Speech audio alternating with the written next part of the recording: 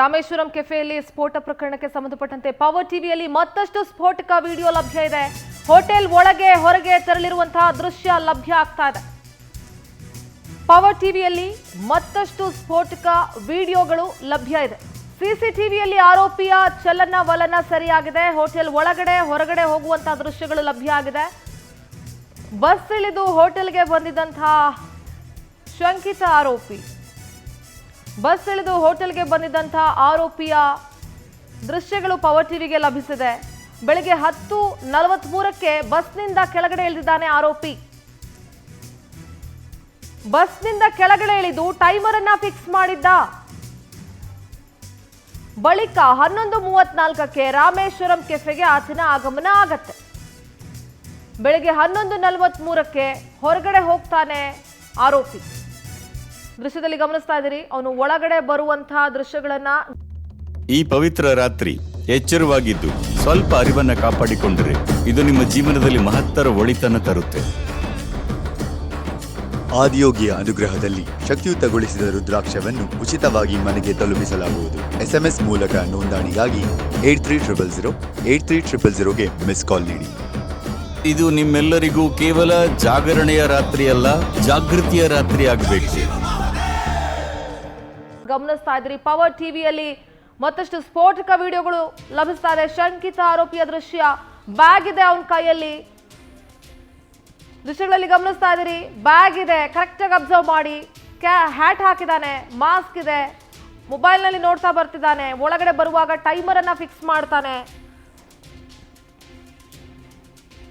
ಸಿಸಿಟಿವಿಯಲ್ಲಿ ಆರೋಪಿಯ ಚಲನವಲನ ಸರಿಯಾಗಿದೆ.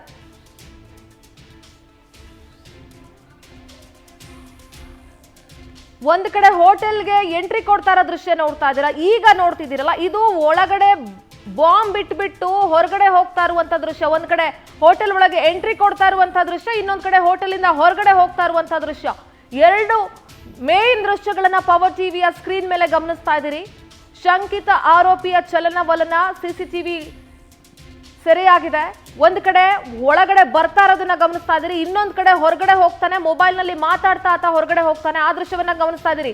ಒಳಗಡೆ ಬರುವಾಗ ಒಂದು ಬ್ಯಾಗ್ ಇದೆ, ಹೊರಗಡೆ ಹೋಗುವಾಗ ಮೊಬೈಲ್ ಅಲ್ಲಿ ಮಾತಾಡ್ತಾ ಹೋಗ್ತಾ ಇರುವಂತಹ ದೃಶ್ಯವನ್ನ ಕೂಡ ಗಮನಿಸ್ತಾ ಇದ್ದೀರಿ. ನಮ್ಮ ಪ್ರತಿನಿಧಿ ವೀರೇಶ್ ಮಾತನಾಡ್ತಾರೆ, ಇದ್ರ ಬಗ್ಗೆ ಮಾಹಿತಿ ನೀಡ್ತಾರೆ. ವೀರೇಶ್, ಇನ್ನು ಮತ್ತಷ್ಟು ಫುಟೇಜ್ಗಳು, ಸಿಸಿಟಿವಿ ವಿಡಿಯೋಸ್ ಪವರ್ ಟಿವಿಗೆ ಲಭ್ಯ ಆಗಿದೆ. ಆತ ಒಳಗಡೆ ಬರೋದು ಹೋಗೋದು ಎಲ್ಲವೂ ಕೂಡ ಲಭ್ಯ ಆಗಿದೆ. ಇಷ್ಟು ಕ್ಲಿಯರ್ ಆಗಿದ್ರು ಕೂಡ ಆರೋಪಿಯನ್ನ ಬಂಧಿಸುವಲ್ಲಿ ಇನ್ನೂ ಕೂಡ ಪೊಲೀಸರು ಯಾಕೋ ವಿಫಲರಾಗ್ತಾ ಇದ್ದಾರೆ ಅಂತ ಅನ್ನಿಸ್ತಾ ಇದೆ. ಇದೆಲ್ಲ ಅಪ್ಡೇಟ್ಸ್ ಇದೆ ವೀರೇಶ್.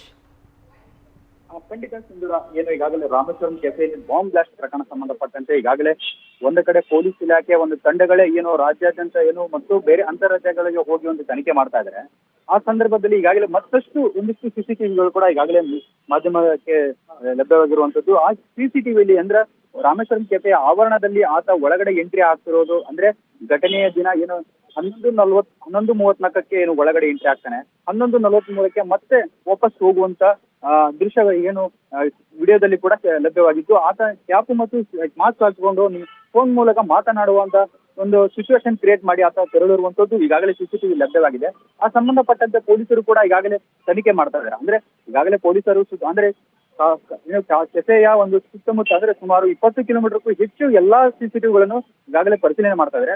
ಬೆನ್ನಲ್ಲೇ ಮತ್ತೊಂದು ಸಿಸಿಟಿವಿಗೆ ಲಭ್ಯವಾಗಿರುವಂತದ್ದು ಆರೋಪಿಯ ಚಲನವಲನ ಬಗ್ಗೆ, ಆತ ಯಾವ ಕಡೆ ಹೋದ್ನ ಅನ್ನೋದನ್ನು ಪೊಲೀಸರು ಕೂಡ ಈಗಾಗಲೇ ಕೂಲಂಕಷವಾಗಿ ತನಿಖೆ ಮಾಡ್ತಾ ಇದ್ದಾರೆ. ಈ ಸಂದರ್ಭದಲ್ಲಿ ಈಗಾಗಲೇ ಸಿಸಿಬಿ ಅಧಿಕಾರಿಗಳು ಕೂಡ ಬಂದು ಸ್ಥಳಕ್ಕೆ ಬಂದು ಮತ್ತೊಂದಿಷ್ಟು ವಿಚಾರಗಳನ್ನು ಕೂಡ ಮಾಹಿತಿ ಪಡಿತಾ ಇದ್ದಾರೆ. ಅಂದ್ರೆ ಆತ ಹೋಗಿರುವಂತ ಸ್ಥಳದಲ್ಲಿ ಬಸ್ಸಿನ ಮೂಲಕ ಆತ ಹೋಗಿರುವಂತದ್ದು ಮತ್ತು ಯಾವ ಬಸ್ ಸ್ಟಾಪದಲ್ಲಿ ಇಳಿದ ಅನ್ನೋದ್ರ ಕೂಡ ಈಗಾಗಲೇ ತನಿಖೆ ನಡೆದಿರುವಂತದ್ದು. ಈ ದೃಶ್ಯಗಳನ್ನ ನೋಡ್ತಾ ಹೋದ್ರೆ ಹೆಚ್ಚಿನ ತೀವ್ರ ಕಾರ್ಯಾಚರಣೆ ನಡೆಸ್ತಾರೆ ಅಂತ ಹೇಳ್ಬಹುದು. ಯಾಕಂದ್ರೆ ವೈಟ್ ಫೀಲ್ಡ್ ಭಾಗದಲ್ಲಿ ಇರೋದು ಅನ್ನೋದು ಒಂದಿಷ್ಟು ಮಾಹಿತಿ ಕೂಡ ಲಭ್ಯವಾಗಿದೆ. ಈಗಾಗಲೇ ತನಿಖಾ ತಂಡಗಳು ಕೂಡ ಆ ಕಡೆ ಬೇರು ಬಿಟ್ಟಿರುವಂತದ್ದು. ಪೊಲೀಸರು ತನಿಖೆ ಬಳಿಕ ಆರೋಪಿಯ ಹಿನ್ನೆಲೆ ಏನು ಅನ್ನೋದು ಗೊತ್ತಾಗಬೇಕಾಗಿದೆ. ಓಕೆ ವೀರೇಶ್, ಧನ್ಯವಾದ ನಿಮ್ಮೆಲ್ಲ ಮಾಹಿತಿಗಾಗಿ.